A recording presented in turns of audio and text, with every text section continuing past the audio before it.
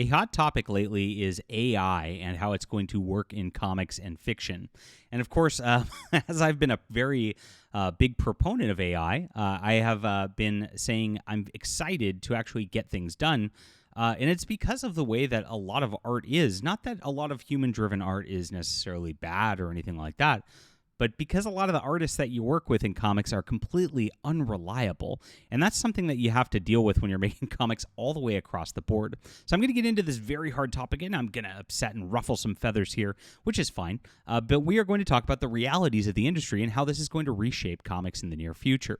Now, this is actually a topic that Ya Boi Zack was getting in on pretty early on the curve, which I actually enjoyed when he was making these videos. He seemed very genuinely excited about AI before he went off the rails on his anti-right-wing political crusade, much like the left went on their anti-right-wing political crusade. Seems like none of these people were actually trying to do anything in these spaces, and it doesn't make any sense. But we are the real deal here. I've been, of course, making comics since 2017 and before, and I am building a new comic empire here, guys, and a new comic movement, which I'll hope you'll be involved with and, of course, join. We're trying to cultivate a situation of real readers, and we're innovating, whether that's with AI and AI-driven art situations, or whether that's with just new models and trying to get things out there to you so you can actually read books in different manners. This is the future, guys, and we're trying to do things in a much grander scale than anybody else out there. I've got 9 graphic novels in development right now. Some of them are stuck in development hell, which I can tell you about a little bit for years. I'm not going to name any names. I'm not going to shame my artists, but I've had a lot of problems over the years with artists being reliable, and that includes actually Flying Sparks, which I'll get into.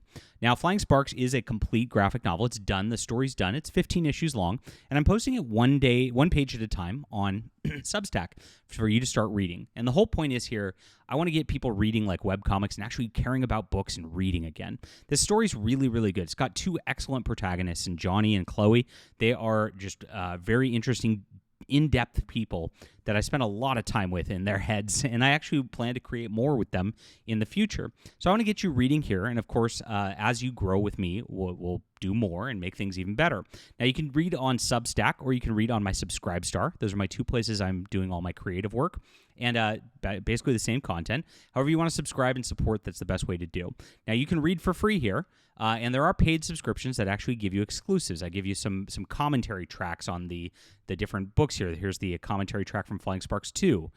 We had one for Flying Sparks 3 somewhere, which I don't know where that is. But it's here somewhere. And we also have Astromancer, and we have Extrasensory, which are 2 exclusive comics we're making right now. Very cool stuff. And if you'd like to read in the physical manner, I get that too. I have a little something for everybody. This is the thing. We're changing the model again.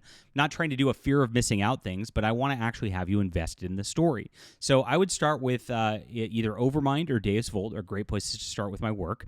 If you see something else that speaks to you, please go ahead and check it out. Love to have readers in any capacity. I've also got novels on here to make it easy for people to read as well. So grab these links, get on the Substack right now. It's super important to be here, and stay with me, guys, in the description below as we talk about all things comics. So this is a pretty interesting situation right here that we got going on with different AI stuff.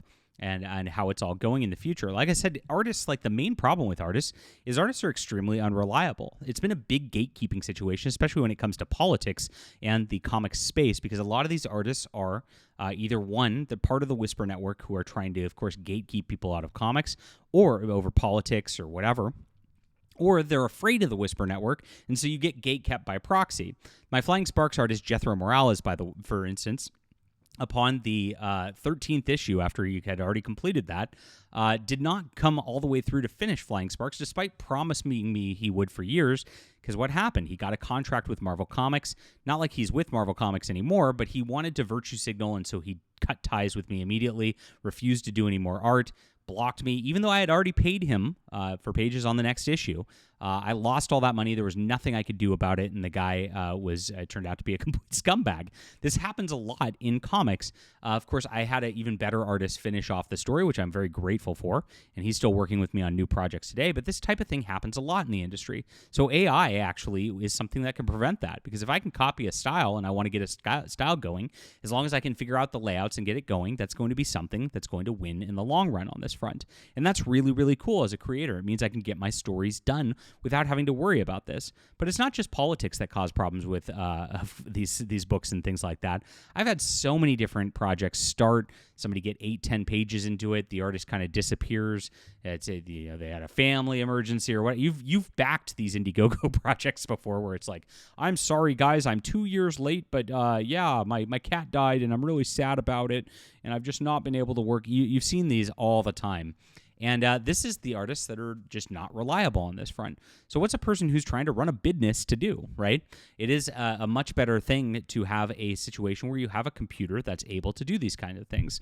Now, AI art's not there right now. You can make some really cool art, and I have made some really cool art. I've actually put some up on covers of Amazon books and the things like that. And I've used some for inspiration for designs as I've iterated through things and things like that. But for right now, it can't really do sequential work. So when you got something like an artist like this, you've got Metagirl flying on a rooftop, you got Metagirl kind of landing, you've got this perspective shot right here. The problem with AI art and what you get in Midjourney is if I did this like Midjourney, I'll just kind of show you my process right here.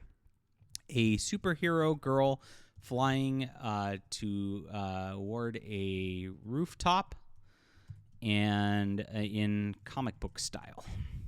And we'll make this right here. You'll see, even though it's going to generate 4 different things, I'm going to show you kind of the patterns that AI does that makes it so it's not quite there right now in terms of being able to build sequential art and the like.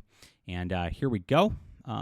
We've got, it's loading, taking some time here. This is the type of thing I should have loaded before I made the video, right? But unfortunately, I do things kind of stream of consciousness, and that's how it's all authentic here. Okay, so we have 3 of them right now, and you can see there's 3 problems, or 4 problems. There's multiple problems. One, the second image there is not even comic book style. It's like an action figure, and it's like a laid-down action figure on top of a action figure roof thing. One is flying. Let's see, I put flying toward a rooftop. She's flying away from a rooftop. And the other 2, I guess the last one's kind of flying, but the third one isn't even flying. So you see there's problems here. But that's actually not the problem. You can reiterate it to get it to kind of follow things you want. And I think I might have had a problem here. I had weirdness on here.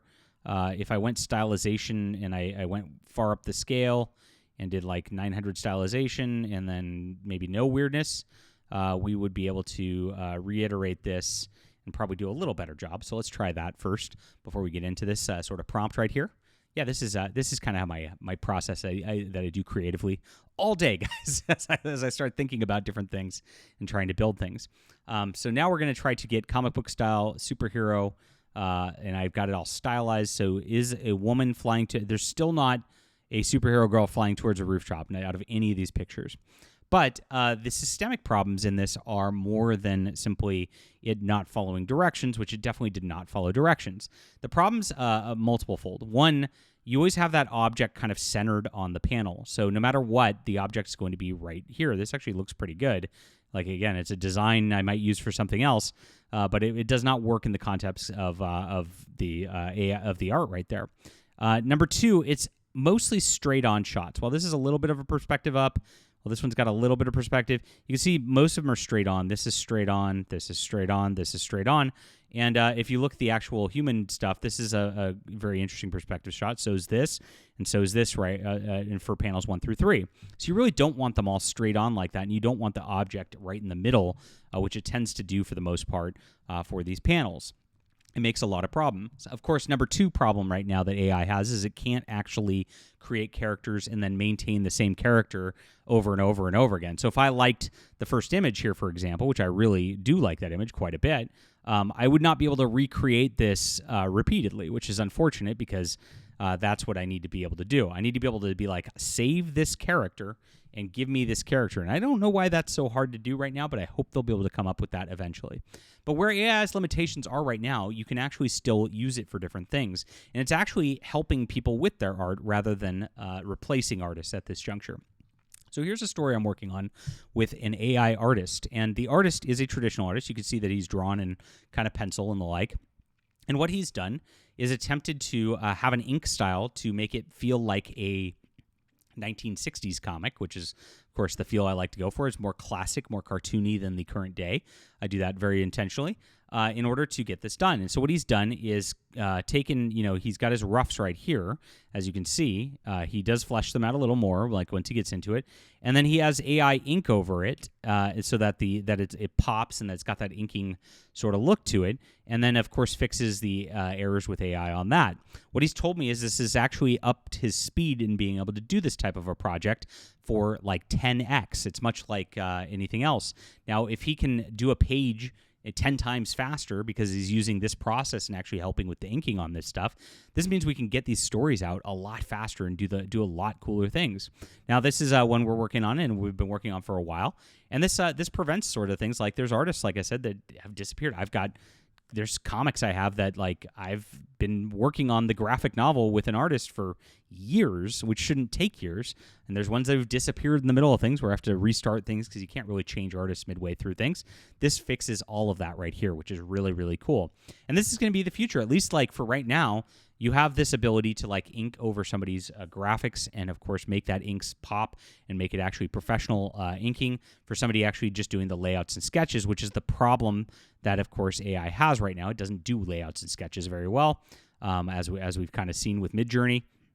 It doesn't work, but they do the detail very well. And while it may cause some problems in consistency, you can, of course, fix that by, of course, having the actual line artists do things in Photoshop and work on that. Pretty cool. I'm excited for this. Like I said, this is going to be expanding our reach and expanding our ability to create product for the future. I know a lot of artists are using this. A lot of people, even most artists in the industry who are pros right now, are already going through these tools right now. If there's people who tell you they aren't, they're lying to you, or they're amateurs who are not paying attention right now. But all of these are getting adopted in rapid speed because it does work, and it is actually really, really good. And on the story end, that's all working as well too. There was a test that was run from fantasy authors that I covered on my other channel where they did 4 AI prompts and then 4 professional fantasy authors, big names too, people who are not slap or whatever that people think it is. And people preferred the AI stories more and didn't know they were AI. They thought they were human written. Nobody can tell at this juncture. Nobody's going to be able to tell that this comic's going to be, quote, AI when it's done because, there is a lot of human heart that goes into it as well. So you can use it like a tool, and it's going to make things a lot better. And this is the future of comics, my friends. Leave a comment down below with what you think about this. Really interesting stuff. I love it. Having so much fun here creating and doing different things in so many different styles and genres, guys. And that's what makes this different than what a lot of other people are doing. We are true artists over here who are making comics for comics' sake, and I would love for you to get reading. I think you'll enjoy these stories. They're in the description below. Sign up for the JDA COMICS Substack, and if you want to get some paper copies of books, some of the old school stuff, this is available on my web store, also in the description below. Thanks for supporting and reading. We'll be back soon.